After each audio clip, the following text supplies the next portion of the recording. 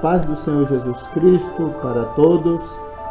Hoje começamos a lição 10, fazendo parte do segundo trimestre deste ano, onde o tema é a Igreja eleita, redimida pelo sangue de Cristo e selada com o Espírito Santo da promessa.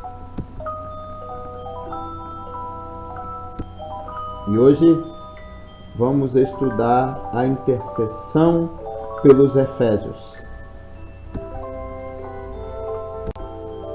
Texto áureo está em Efésios 3, versículos 14 e 15. Por causa disso, me ponho de joelhos perante o Pai de nosso Senhor Jesus Cristo, do qual toda a família nos céus e na terra toma o nome. Aleluia, glória a Deus. Oremos. Jesus Cristo, meu Senhor, nesta manhã maravilhosa em que buscamos a Tua face, abençoa todos nós, dando-nos graça para que venhamos a ter o Teu Espírito de sabedoria, de inteligência e compreender perfeitamente os Teus caminhos. Nos ajuda, meu Senhor, em nome de Jesus Cristo. Amém. A verdade prática: devemos interceder pelos eleitos de Cristo, para que eles sejam fortalecidos de poder, vivam em comunhão e exercitem o amor de Deus. Na nossa introdução, após revelar o mistério oculto e todas suas dádivas, apóstolo Paulo passa a orar em favor da Igreja de Cristo. Na intercessão paulina, aprendemos que Deus pode fazer tudo além do que pedimos ou pensamos, sendo Ele o único que é digno em ser glorificado. Refletir sobre a oração intercessora do apóstolo é o tema desta lição. Aleluia, glória a Deus. A gente verifica que a Igreja Apostólica, ela tinha essa preocupação de oração, a parte da palavra, da doutrina, a ponto de eles separarem alguns homens de Deus para serem diáconos e se preocuparem com a parte social. Cada um na igreja tem um papel importante e no todo lembremos que a cabeça da igreja é Jesus Cristo. Então, valorizemos aquilo que a Bíblia valoriza, e a oração está dentro desse valor inestimável para nós crentes. Vejamos a leitura diária, segunda Mateus 6, versículos 7 a 15. No 7, e orando, não useis de vãs repetições, como os gentios, que pensam que por muito falarem, serão ouvidos. Não vos assemelheis, pois, a eles, porque vosso Pai sabe o que vos é necessário antes de vós lhe pedirdes. Portanto, vós orareis assim: Pai nosso, que estás nos céus, santificado seja o teu nome. Venha o teu reino, seja feita a tua vontade, assim na terra como no céu. O pão nosso de cada dia nos dá hoje. E perdoa as nossas dívidas, assim como nós perdoamos aos nossos devedores. E não nos conduzas à tentação, mas livra-nos do mal, porque teu é o reino, e o poder, e a glória para sempre. Amém. Porque se perdoardes aos homens as suas ofensas, também vosso Pai Celestial vos perdoará a vós. Se, porém, não perdoardes aos homens as suas ofensas, também vosso Pai vos não perdoará as vossas ofensas. Então, aqui nesta oração que nos ensinou o nosso Senhor, tem informações preciosas para você meditar em cada versículo que norteia essa oração ensinada pelo nosso Senhor Jesus. E aqui eu destaco o valor do perdão. Precisamos perdoar.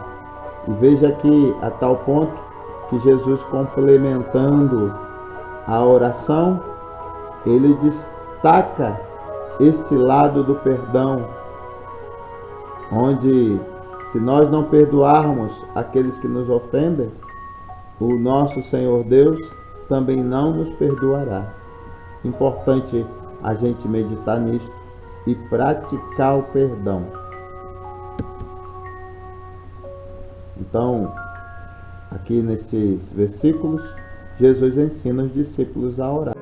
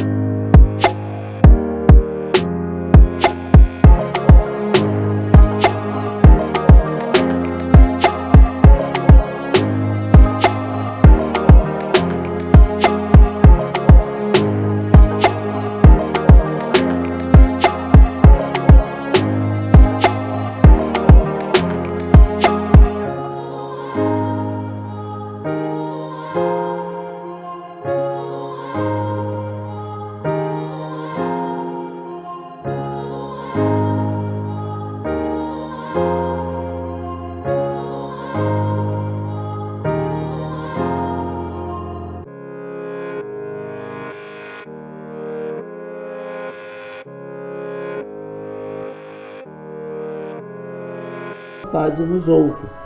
Então precisamos estar cientes que é preciso que a gente leve a Deus os nossos pedidos e confiando que Ele nos atenderá. Aleluia. Quinta-feira, Mateus 6, versículo 7. E orando, não useis de vãs repetições, como os gentios, que pensam que por muito falarem serão ouvidos. Aqui, Cristo ensinou que a oração deve ser feita sem uso de vãs repetições. Entendamos aí a oração do Pai Nosso. Ele ensinou esta oração e ali mostrando como a gente se achega a Deus. Não é que a gente vai ficar orando 300 vezes a mesma coisa. E verdadeiramente a gente tem que entender que nem nós gostaríamos que alguém ficasse no nosso ouvido falando a mesma coisa 300 vezes. Então ali Cristo ensinou um padrão de como se achegar a Deus e como entender a necessidade de estarmos orando, atrelada ao perdão, atrelada a entender verdadeiramente que devemos levar a Ele com sinceridade o que precisamos. Sexta-feira, Jeremias 33, 3. Clama-me e responder-te-ei, e anunciar-te-ei coisas grandes e firmes que não sabes. Então, ao que clama, Deus promete responder e revelar verdades. Sábado, Romanos 8, versículo 26. E da mesma maneira, também o Espírito ajuda as nossas fraquezas, porque não sabemos o que havemos de pedir como convém, mas o mesmo Espírito intercede por nós com gemidos inexprimíveis. O Espírito Santo, ele intercede por nós com gemidos inexprimíveis. Aí eu lembro no livro de 1 Samuel, aquela petição de Ana, quando estava no templo, e o profeta Eli, o sacerdote, estava ali diante dela, e ouvindo o clamor dela, achou que ela estava bêbada, provavelmente porque ela estava fazendo um pedido a Deus, porém com gemidos, não saía palavras de sua boca que fosse entendida. Então o profeta achou que ela estava bêbada, mas na verdade, creio eu, que o Espírito de Deus estava ajudando a Ana nas orações de tal maneira que intercedia com gemidos inexprimíveis para chegar ao nosso Deus. E de vez em quando a gente, quando está com alguma dificuldade extrema e às vezes chorando, a gente chora aos pés do Senhor. E acredite, o teu choro chega diante de Deus. A leitura bíblica em classe está em Efésios 3, versículos 14 ao 21. Por causa disso, me ponho de joelhos perante o Pai de nosso Senhor Jesus Cristo, que é o nosso textual, do qual toda a família nos céus e na terra toma o nome, para que, segundo as riquezas da sua glória, vos conceda que sejais corroborados com poder pelo seu Espírito no homem interior, para que Cristo habite pela fé no vosso coração, a fim de, estando arraigados e fundados em amor, poderdes perfeitamente compreender com os santos qual seja a largura e o comprimento e a altura e a profundidade, e conhecer o amor de Cristo, que excede todo entendimento, para que sejais cheios de toda a plenitude de Deus. Ora, aquele que é poderoso para fazer tudo muito mais abundantemente, além daquilo que pedimos ou pensamos, segundo o poder que em nós opera. A esse, glória na Igreja, por Jesus Cristo, em todas as gerações, para todos sempre. Amém. Aleluia, glória a Deus. Que venhamos a compreender este amor de Cristo, muito difícil para todos nós no nosso natural. É o amor perfeito, o amor ágape, que tudo sofre, tudo suporta, tudo crê. Creamos que precisamos desse amor. Passemos a estudar o primeiro tópico, que é corroborados com o poder do Espírito.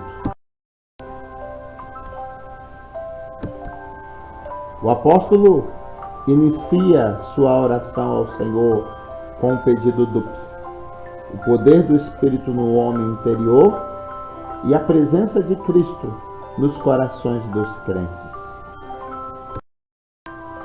O primeiro item deste tópico: as riquezas da sua glória. Paulo apresenta a sua oração confiado nas riquezas de sua glória a Deus. O apóstolo já havia declarado que Deus é o Pai da glória, cheio de abundantes riquezas de sua graça. O que significa que ele é possuidor de todas as glórias e despenseiro de ricas e ilimitadas bênçãos.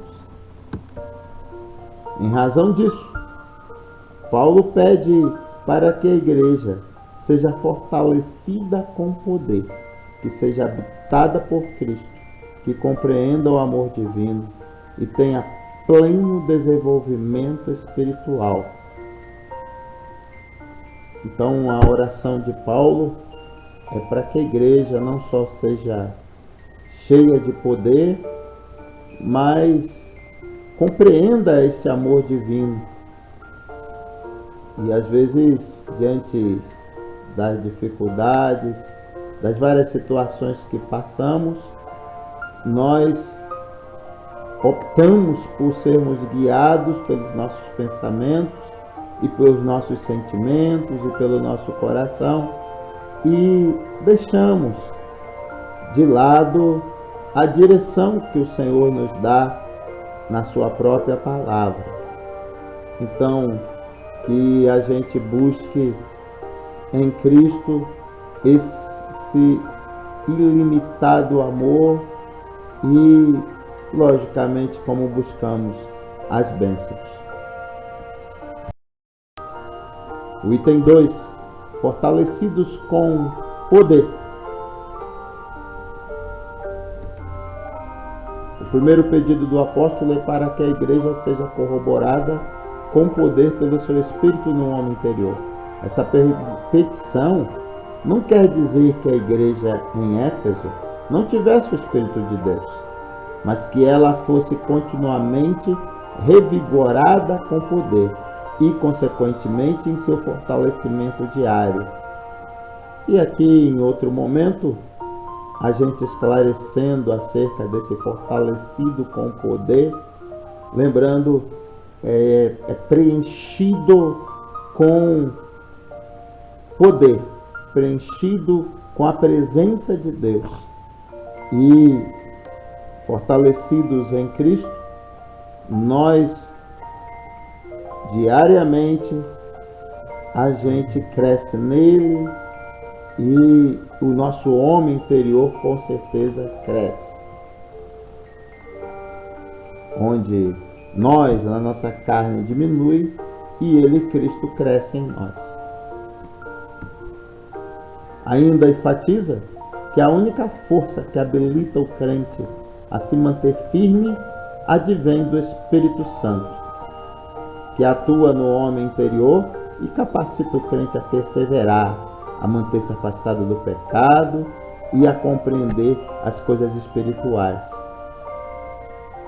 E aqui eu abro aspas, que se nós abdicarmos da busca do poder de Deus, da busca do batismo com o Espírito Santo, a gente está fadado a não permanecer de pé, ou seja, não se manter firme, porque são muitos os obstáculos, as dificuldades, além do maligno que nos rodeia e que quer ver com certeza a nossa morte, não só física, mas espiritual.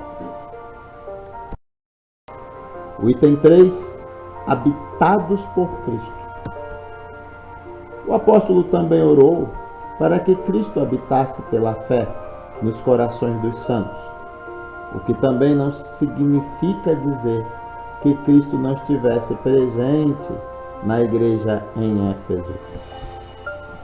No versículo em questão, o verbo grego é katoiken, significa habitação permanente, em oposição à habitação temporária. Isso indica que a oração apostólica era para que Cristo habitasse continuamente na vida da igreja. Assim, o ensino apostólico ratifica, isto é, confirma, que sem Cristo a igreja não pode subsistir às forças do mal. E aqui vai também um abre aspas, onde a gente já ouviu alguém dizer, né? Cristo, ele quer fazer de você casa, não um hotel. E aqui o apóstolo Paulo, ele retrata bem isto, quando ele ora pedindo a Cristo que habite permanentemente na vida dos crentes de Éfeso. Que você também queira que ele esteja habitando em você permanentemente. Resumindo o tópico, o poder e a presença de Cristo capacitam os salvos a prosseguirem vitoriosos na gloriosa jornada cristã. Então cabe a nós estarmos buscando o poder e a presença dele. E Cristo deixou a igreja para que você possa buscar junto com os irmãos, porque o Senhor, ele dá os dons aos homens e cada um com o seu dom edifica a igreja. E nós, por conseguinte, somos edificados. Lembre-se disso, a importância do teu irmão, da igreja. E não abdique da igreja, porque é na igreja que Cristo quer te fortalecer em poder e, com certeza, conceder a plenitude da presença dele.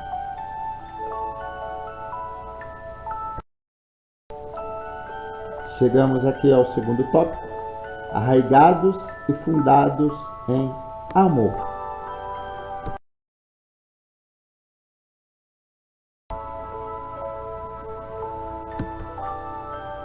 O amor é a mensagem central do Evangelho de Cristo. Um dos propósitos da oração de Paulo foi para que a igreja entendesse e exercitasse o amor de Deus.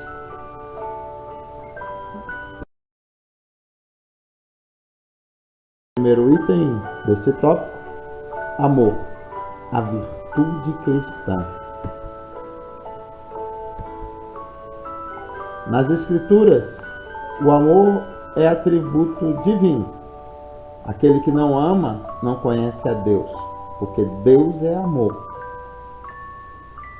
1 João 4, versículo 8. Foi por amor que Cristo se entregou para o resgate da humanidade. O amor é o resumo da lei e dos profetas, o sinal dos discípulos de Cristo, a prova de filiação com Deus, e deve ser expresso por meio de atitudes concretas. O amor é a maior de todas as virtudes e o princípio que norteia o fruto do Espírito. 1 Coríntios 13, 13. Ciente dessa relevância, o apóstolo implora a Deus para que o viver da igreja seja arraigado e alicerçado no amor. E verdadeiramente, se tivermos este amor de Deus, que não é um amor natural, é um amor que o Espírito de Deus, ele concede ao crente, porque Deus é amor. E este amor é impregnado em nós, assim como a gente coloca um perfume, onde as pessoas sentem o cheiro desse perfume.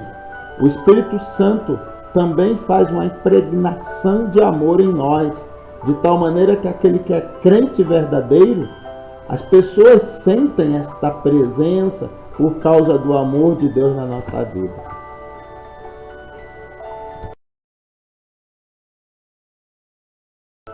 O segundo item, arraigados e fundados em amor.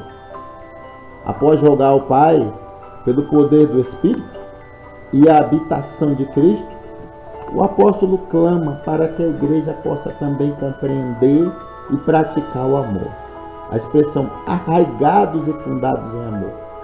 Compara os santos como uma planta bem enraizada e uma casa bem alicerçada. Indica que sem o amor, a vida cristã não tem sustentação alguma. E aí o discurso do apóstolo Paulo em 1 Coríntios 13, logo nos primeiros versículos.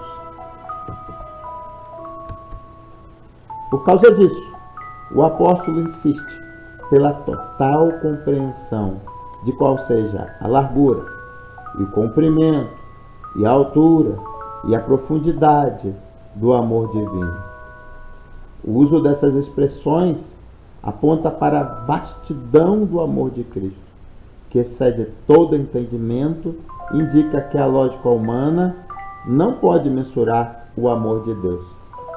Então, para que a gente possa amar como Deus requer, é preciso que a gente tenha o Espírito Santo em nós.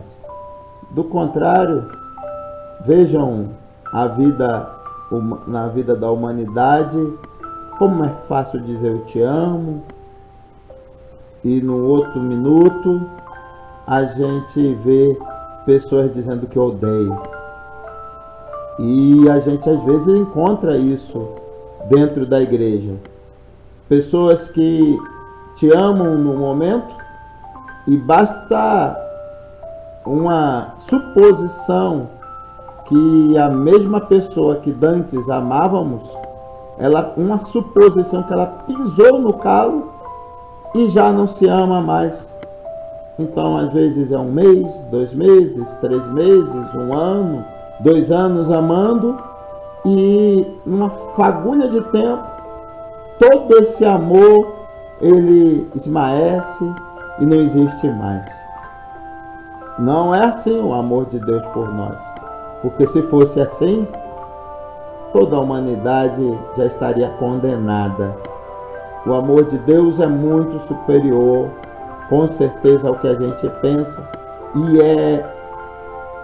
e deve ser a nossa meta no nosso viver. Buscar este amor. E como Paulo, ele coloca aqui, tem que estar enraizado.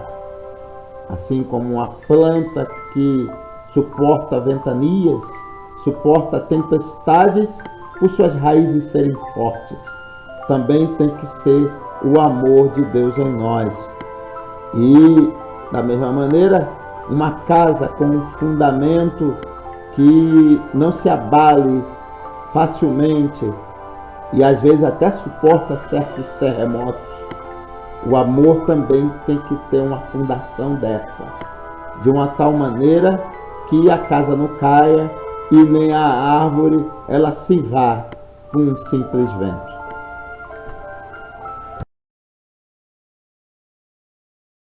O item 3, a intensidade do amor de Cristo. Consciente de que somente o Espírito pode fazer entender e experimentar a grandeza do amor de Deus, Paulo pede para que os crentes conheçam a intensidade do amor de Cristo. A ênfase recai em que Cristo nos amou e ainda nos ama, e que por isso devemos amar uns aos outros. O apóstolo sabe que o esforço humano não pode atingir essa meta. Assim, ele acrescenta esse pedido à oração para que os crentes sejam cheios de toda a plenitude de Deus.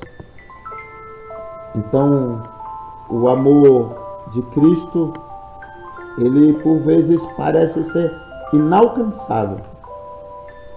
Mas quanto mais cheios do Espírito, estaríamos plenos de Deus, de uma tal maneira que a gente poderia compreender melhor aos outros e entendendo que Cristo ama a humanidade, ama o que lhe é próximo, então você amaria com certeza, porque você entenderia que Deus ama e você teria esse amor de Deus em você. Por isso que quanto mais a gente é cheio da presença de Deus, mais este amor ele se sobressai. Resumindo o tópico, nesse ponto, Paulo enfatiza a necessidade da total compreensão do amor de Deus e o crescimento espiritual dos crentes até alcançar a perfeição. Glória a Deus.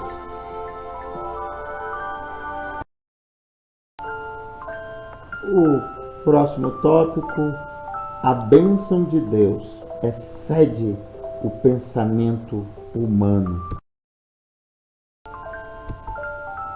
Em sua audaciosa intercessão em favor da igreja, o apóstolo ensina que Deus é capaz de fazer muito além do que pedimos e que o Eterno deve ser glorificado para sempre.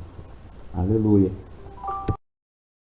O tópico desse item, a dimensão das bênçãos divinas. Ao concluir a ousada oração, Paulo lembra de que a magnitude do poder de Deus é capaz de fazer muito mais abundantemente além daquilo que pedimos ou pensamos. Isso indica que o que Deus pode fazer ultrapassa em muito nossos melhores anseios e desejos. Quer dizer que a mente humana é incapaz de alcançar a dimensão das bênçãos divinas.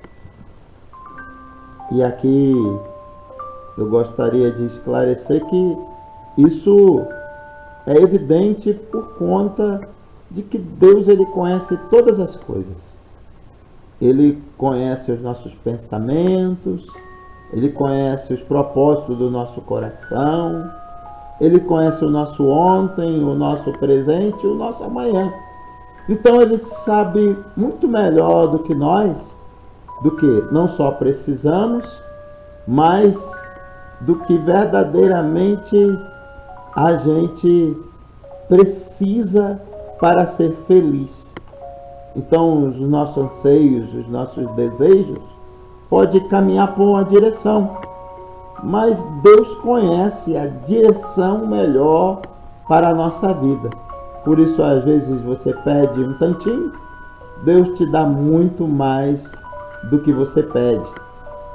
E às vezes Ele dá de uma forma diferente do que você pede. Isso não quer dizer que Ele não te ouviu.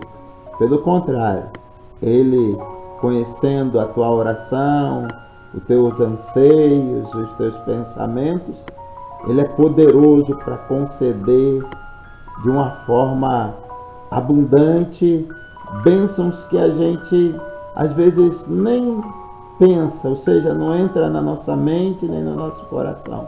Imagina como é que vai ser a glória lá no céu, né?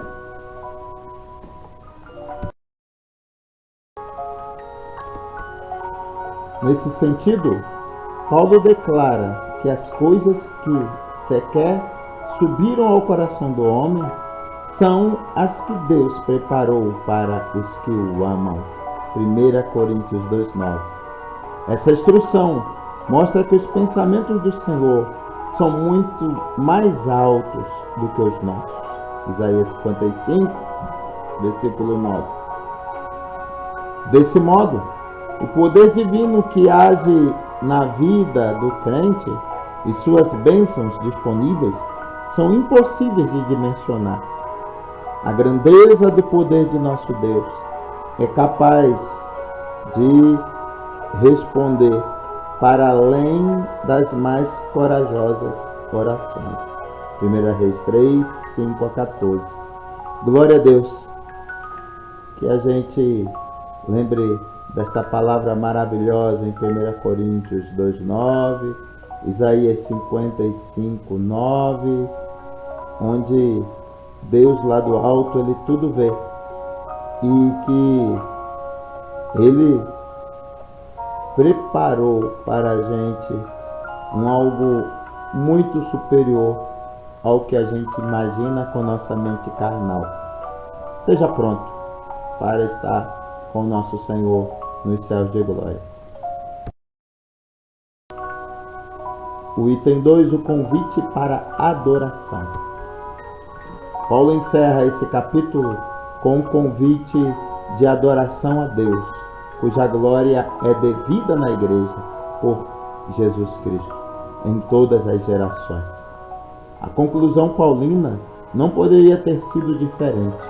Nos versículos anteriores, ele discorreu acerca da boa nova do mistério revelado, das muitíssimas riquezas de Cristo conferidas à igreja, da grandeza do poder de Deus e da infinitude do amor e de todas as bênçãos divinas que excedem a compreensão humana.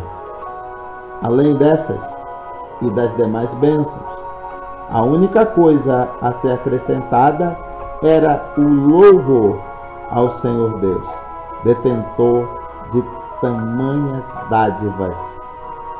E não é à toa que o apóstolo Paulo, ele diz que em tudo dá glória. E a adoração, ela está se referindo a gente se prostrar diante de Deus, adorando-o em nosso coração, glorificando-o em nosso coração, reconhecendo a sua magnitude, a sua majestade e que ele é digno de todo louvor. O terceiro item, a glória devida a Deus. Finalmente, Paulo prossegue a ensinar que Deus deve ser glorificado na igreja e em Cristo. Quer dizer que os atos de louvar e glorificar a Deus fazem parte dos propósitos da instituição da igreja. A igreja nunca terá glória em si mesma, pois toda glória é exclusividade ou exclusivamente tributada para Deus por intermédio da obra de Cristo.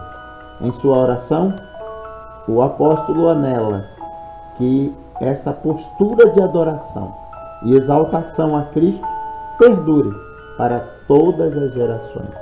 E enfatiza seu pedido com a frase para todo ou sempre, que significa que deve ser praticada por todos os crentes. Aleluia. Então a gente em tudo glorifica a Deus na pessoa de Jesus Cristo. Então louvemos ao Senhor, glorifiquemos a Ele e nisto com certeza estamos glorificando a Deus porque Jesus é Deus. Resumindo o tópico, as bênçãos espirituais são ilimitadas e estão disponíveis ao cristão. E somente o nome de Deus deve ser eternamente glorificado. Aleluia, glória a Deus. Chegamos então à nossa conclusão. A ousada intercessão de Paulo anelava ao fortalecimento da igreja. Assim também é todo pastor, né? Que deseja o bem dos crentes, dos membros da igreja. Ele anela o fortalecimento em poder, em graça. O apóstolo tinha ciência de que o perseverado cristão dependia de 4 princípios basilares, os quais ele pediu a Deus em oração. Vamos ver esses princípios. O fortalecimento de poder, a presença plena de Cristo, o intenso exercício do amor de Deus e o contínuo crescimento espiritual até encontrar a perfeição. Então, o nosso limite é a perfeição. Nosso teto é a perfeição. Não podemos nos contentar com menos. Por isso que o Senhor diz, sede perfeito como eu sou perfeito. Durante esse processo, o povo de Deus deve glorificá-lo em todo o tempo. E por isso está passando prova, dai glória a Deus. Está sendo abençoado, dai glória a Deus. Vamos sedimentar o nosso conhecimento com algumas perguntas? que o apóstolo Paulo pede? Pensa bem aí. Paulo pede para que a igreja seja fortalecida com poder, que seja habitada por Cristo, que compreenda o amor divino e tenha pleno desenvolvimento espiritual. Qual é a única força que habilita o crente a se manter firme? Acho que essa não está muito difícil, né? Está fácil. A única força que habilita o crente a se manter firme advém do Espírito Santo, que atua no homem interior e capacita o crente a perseverar, a manter-se afastado do pecado e a compreender as coisas espirituais.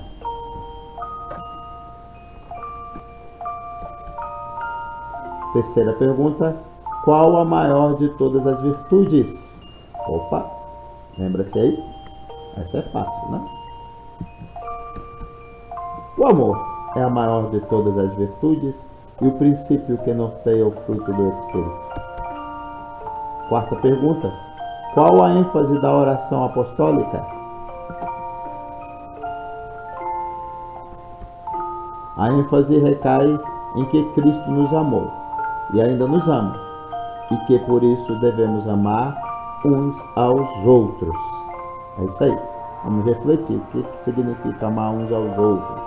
Em que circunstâncias? Quinta pergunta: como Paulo encerra Efésios 3? Como ele encerra o capítulo 3 de Efésios? Paulo encerra esse capítulo com convite de adoração a Deus, cuja glória é devida na igreja por Jesus Cristo em todas as gerações. Aleluia, glória a Deus. A próxima lição, 14 de junho de 2020, a gente vai ver a lição 11, atributos da unidade da fé. Humildade, mansidão e longanimidade. Não percam, essa lição também vai ser maravilhosa. Que a graça do nosso Senhor e amado Salvador Jesus Cristo, o amor de Deus e as eternas consolações do Espírito Santo estejam conosco hoje e para todos sempre. A igreja diz: amém. Jesus te abençoe. Tenha uma semana maravilhosa.